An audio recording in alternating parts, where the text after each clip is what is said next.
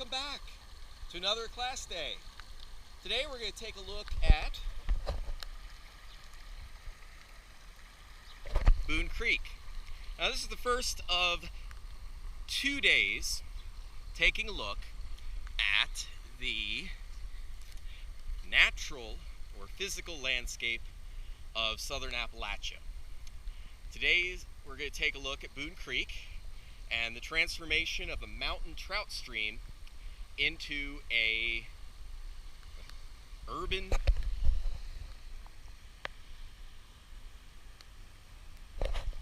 stream. So we're going to talk a little bit about the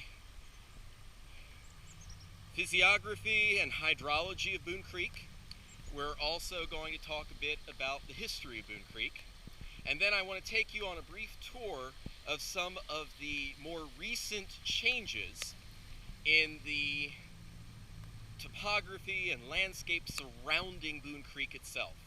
Talk a little bit about the pollution that Boone Creek has faced as an urban stream, and also talk a little bit about the measures that have been taken to mitigate that pollution, encourage aquatic life, and also deal with one of Boone Creek's more infamous impacts on the Appalachian State University campus and Boone, and that's this.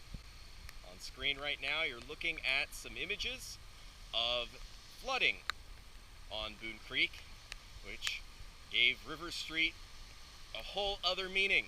Mind you, River Street was named for the Rivers family. However, frequent flooding on Boone Creek and the reasons for that flooding, well, that was entirely on the development around Boone Creek and the way that we treated Boone Creek for decades in the 20th century. Hey, welcome back to Jimmy Smith Park. Beautiful Jimmy Smith Park. Even brightens a dreary day like this, doesn't it? And if you look, there's 1, 2, 3 rocks, 1, 2 benches. I feel like I've heard that. You've heard that before too, right? Jimmy Smith Park, Jimmy Smith Park, Jimmy Smith Park. 3 rocks, 3 benches, staring at me atop of this edge. Jimmy Smith Park, Jimmy Smith Park, Jimmy Smith Park. Oh, Boone Creek. Physiography, hydrology, history. Boone Creek is a mountain creek. It is fed by the local water table that is replenished by snow and heavy rain early in the spring, like, hey, today. Hello, rain clouds. Boone Creek starts basically to the west of downtown Boone at several mountain springs that then flow together by the time you get to the table area, the valley of downtown Boone, and then merge by the time Boone Creek gets to here in beautiful Jimmy Smith Park.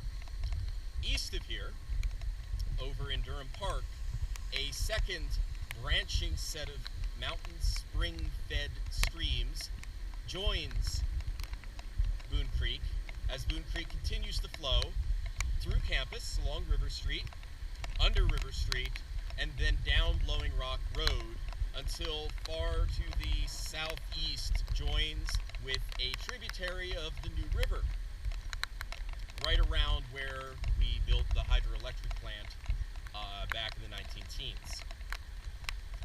So the landscape itself surrounding Boone Creek sits in the middle of downtown Boone, and that has affected Boone Creek for well over 100 years.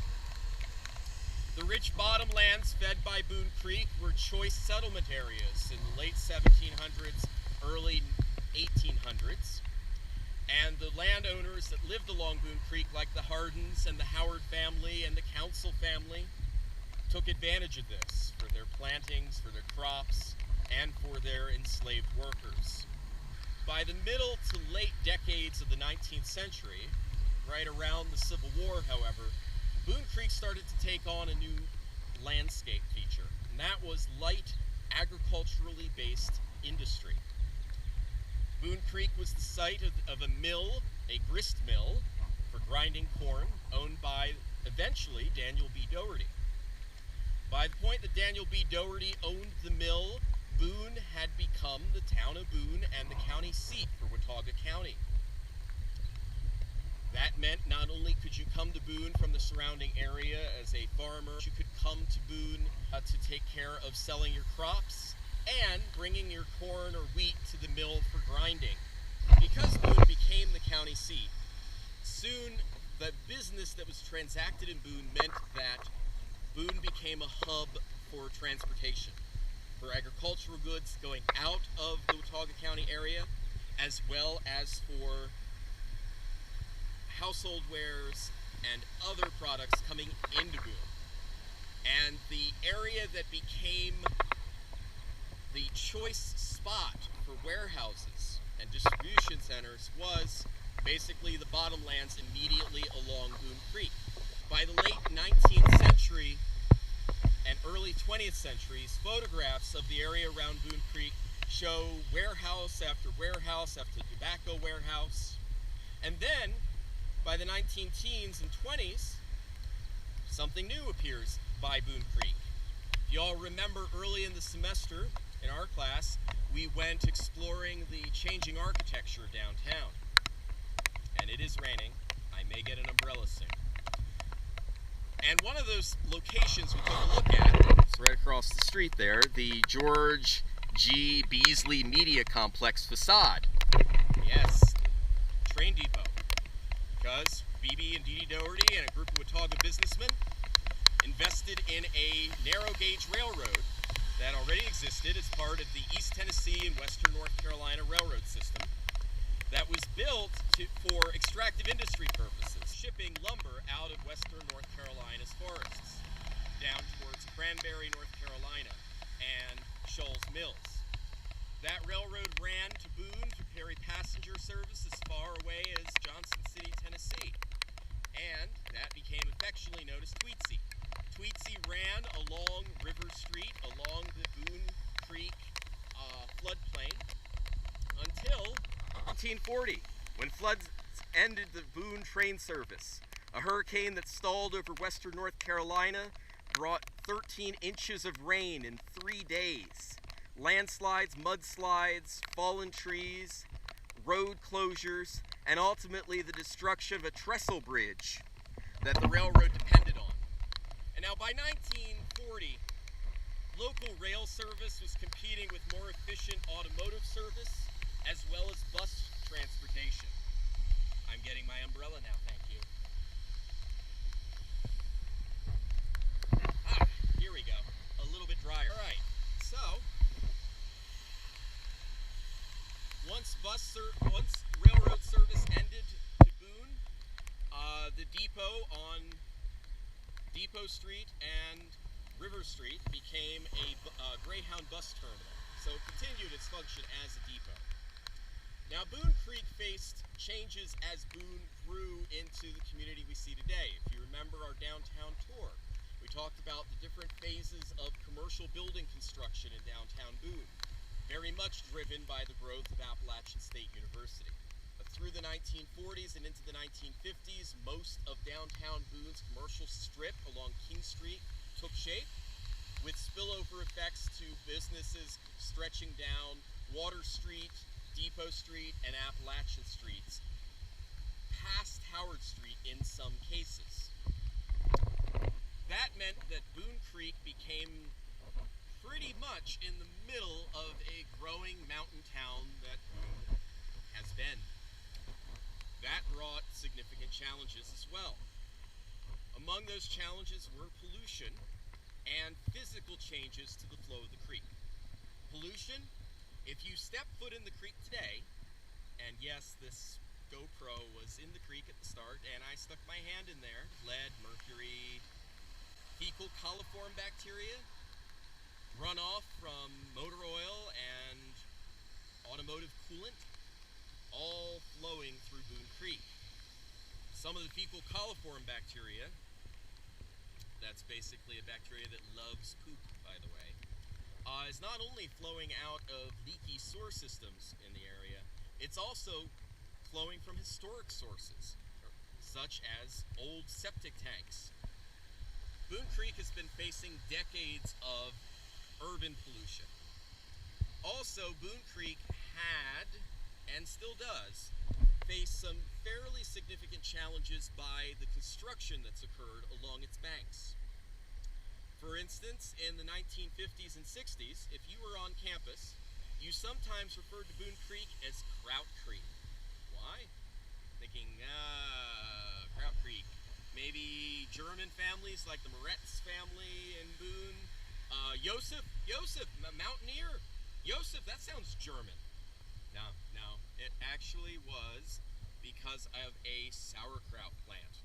And often in the 60s or so, the sauerkraut plant would discharge its effluents, the water that washed through its cabbage, into the creek. So going to class in the morning, when Boone Creek was affectionately known, or derisively known, as Kraut Creek, meant walking to campus in the early morning smell of sauerkraut. If you're a fan, it was awesome. If you're not a fan of sauerkraut, you're just not German enough. Anyway, but beyond that, stores, houses, parking lots, and culverts, big concrete pipes through which Boone Creek was rerouted, were the order of the day for much of the 20th century. That started to change primarily by efforts from the university in the late 90s and through the first decade of the 2000s. For the next couple stops of this tour, we're first going to look at the situation of Boone Creek downtown, behind the Beasley Media Complex and Cafe Portofino. Then we're going to take a look at Boone Creek on campus and what changes were made to that area of Boone Creek and why. Here we are on Boone Creek behind Cafe Portofino, where Boone Creek is joined by a feeder creek on the right. There's a residential structure, parking lot for the Wilcox building with what used to be Chata Thai. If any of y'all were fans of Thai cuisine on Howard Street, please know it's now out of business. And a commercial structure sitting on Howard Street. There's a few things here about the topography we want to pay attention to. First of which is the area on the left where Boone Creek flows underneath Cafe Portofino. You can see the effects that have been created by a rock retaining wall. And so the speed, the velocity of Boone Creek through here, particularly as it descends in elevation, down through here, helps increase the flow and the likelihood of turbidity when spring rains wash sediment into the creek itself, and then Boone Creek brings that sediment downstream towards campus. Also, if you ever look at the creek bed for Boone Creek, you'll see areas where, if you look past the moss into the creek, well, you know what? Maybe you can't see it close enough. Here, let's do this.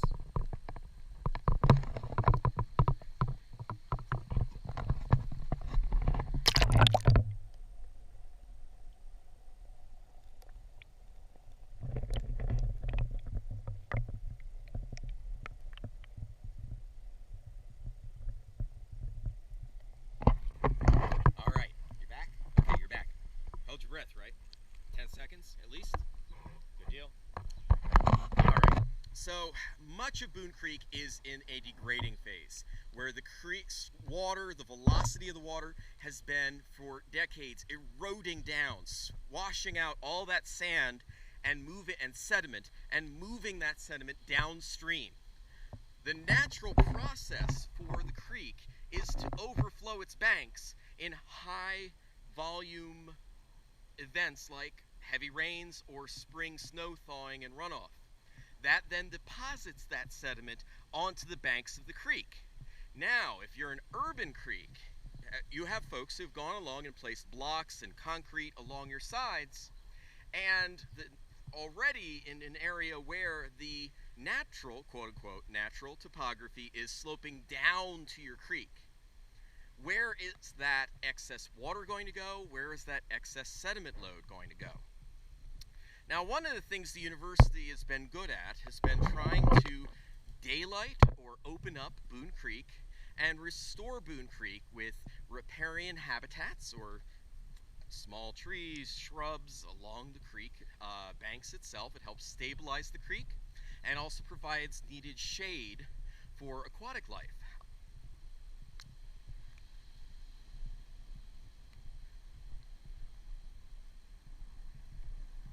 Also the potential for salamanders and crawfish.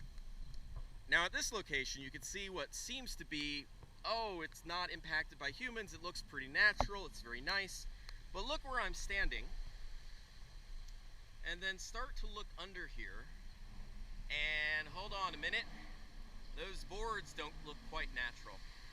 So yes, even the portions of Boone Creek in downtown Boone that look like they're bucolic and natural embankments of the creek are human modified.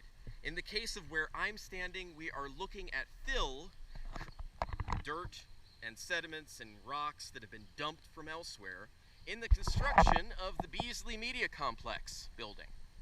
Now, while the university has been good about daylighting and attempting to restore the creek, building the complex right here, there was no way to do that without impacting the creek itself.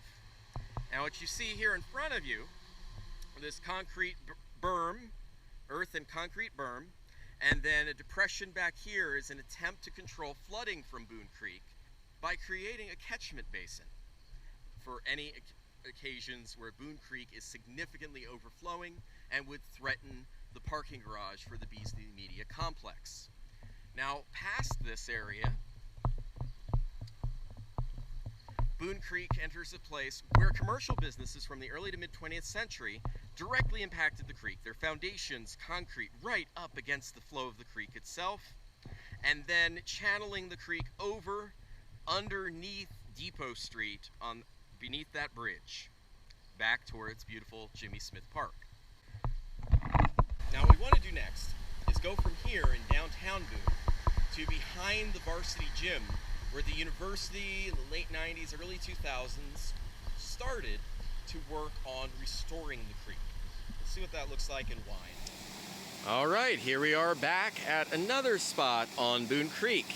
This spot is at the edge of the Edwin Duncan Rayleigh / Peacock staff parking lot, right behind the entrance and backside of Rankin West, and the loading dock to the varsity gym. Between this location and where we first met in Jimmy Smith Park, Boone Creek enters a culvert, a kind of concrete encasement, and then flows under the staff parking lot and emerges here just past one of the two River Street graffiti tunnels. If you notice the flow through the culvert, the water levels are fairly shallow, and you can see the trail of sediment load that's been deposited here. If you've ever walked by this area after a heavy rain, or after a heavy snow, and it's actually been a heavy snow, so you would have had to have been here, what, 2-3 years ago? Yeah, hashtag climate change fun. Anyway, you would see the water levels much deeper. You would also see the water color much more of a chocolate milk brown because of the sediment load. You would also see the water's rougher, the increased turbidity. And all of that water would come out here from that culvert to this new portion of Boone Creek, where then encounters rocks and drops not only about 2.5 to 3 feet at mean water level from here to here, but below the surface, dropping down another 2 feet. This right here until here is the deepest part of the Boone Creek Channel through downtown or through campus. Oh, fun fact, and you can't get there right now, but once the construction is done on the new condos on River Street at Burrell Road, there is a naturally occurring waterfall on Boone Creek behind that construction site. But otherwise, this likely at one time may have been, by local tradition, another naturally occurring drop in the bedrock of Boone Creek.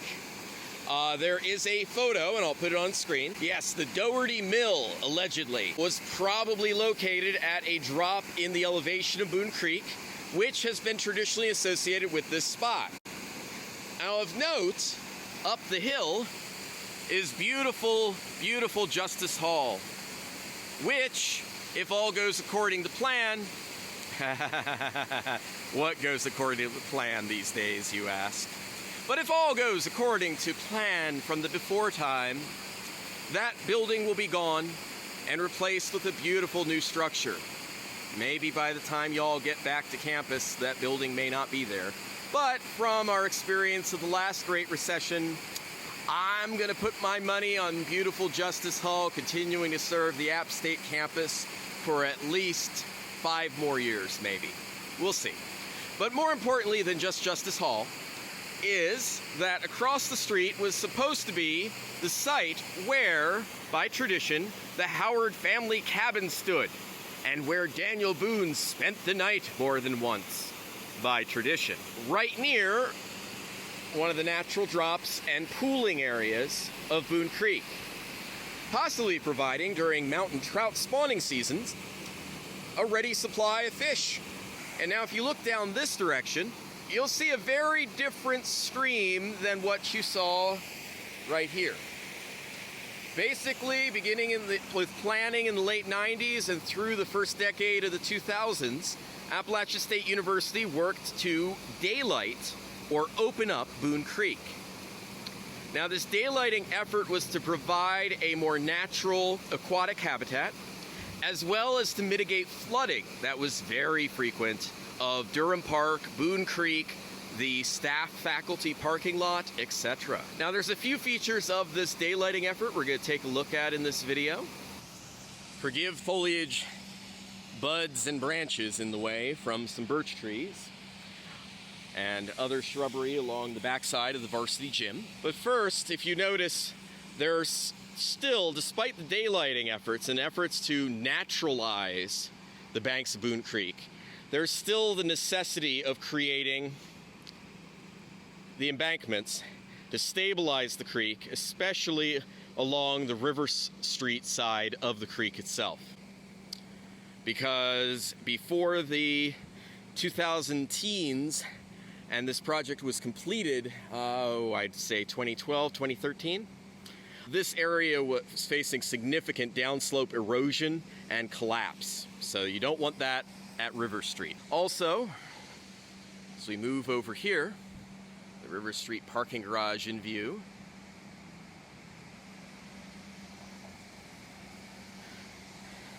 You'll see that that effort continues for a considerable distance until we get to the driveway providing access to the backside of the Royce Central Dining Hall.